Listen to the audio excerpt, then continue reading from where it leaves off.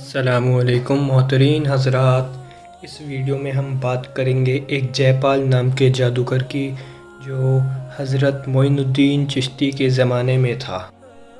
بیان کیا جاتا ہے کہ اجمیر شریف میں ایک زمانے میں ایک جن رہتا تھا۔ راجہ اور اجمیر کے باشندے اس جن سے اتنی عقیدت رکھتے تھے کہ وہ اسے پوجتے تھے۔ حضرت جب وہاں پہنچے اور آپ کی بزرگی عام طور سے لوگوں تک پہنچنے لگی تو یہ جن بھی حضرت کی خدمت میں حاضر ہوا۔ اس پر آپ کے اخلاق کا، آپ کے رہن سہن کا اور آپ کی باتوں کا اتنا اثر ہوا کہ اس نے فوراً ہی اسلام قبول کر لیا اور آپ کے عقیدت مندوں میں شامل ہو گیا۔ حضرت نے اس جن کا نام شادی دیو رکھا اور اپنی تعلیم و تربیت سے اسے کمال درجے تک پہنچا دیا۔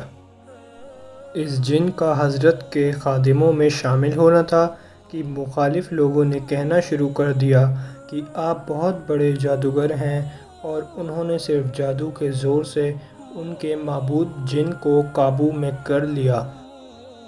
اس لیے حضرت کے مقابلے کے لیے چوٹی کے جادوگروں کی کھوج شروع ہو گئی۔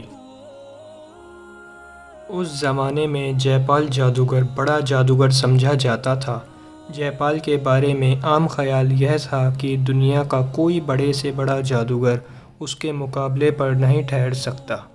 چنانچہ راجہ پرتھوی راج نے جے پال کو حضرت کے مقابلے پر تیار کیا۔ جے پال جادوگر جب حضرت کے مقابلے کے لیے آیا تو اس کے ساتھ 1500 مرید جادوگر تھے۔ 700 جادو کے خوفناک اژدہے اور سانپ تھے اور 1500 تسلیمی یعنی جادوئی چکر تھے۔ ان تسلیمی چکروں کا کمال یہ تھا کہ وہ ہوا میں جادو کے زور سے تیرتے پھرتے تھے اور 100 میل تک دشمن کے لشکر میں جا کر دشمن کے سر اڑا دیتے تھے۔ اب جے پال جادوگر پورے انتظام کے ساتھ حضرت کے مقابلے پر آ ڈٹا۔ حضرت کو جب اطلاع ملی کہ جے پال جادوگر پوری طاقت کے ساتھ دعویٰ بولنے والا ہے تو آپ نے وضو کر کے اپنے ساتھیوں کے چاروں طرف ڈنڈے سے ایک حلقہ کھینچ دیا اور فرمایا کہ اگر اللہ نے چاہا تو اس حلقے کے اندر نہ تو دشمن آ سکے گا اور نہ اس کا جادو ہی اثر کر سکے گا۔ چنانچہ جب جے پال اپنے ساتھیوں کے ساتھ اس حلقے کے پاس پہنچا اور حلقے کے اندر قدم بڑھانے کی کوشش کی تو سب کے سب منہ کے بل گر پڑے۔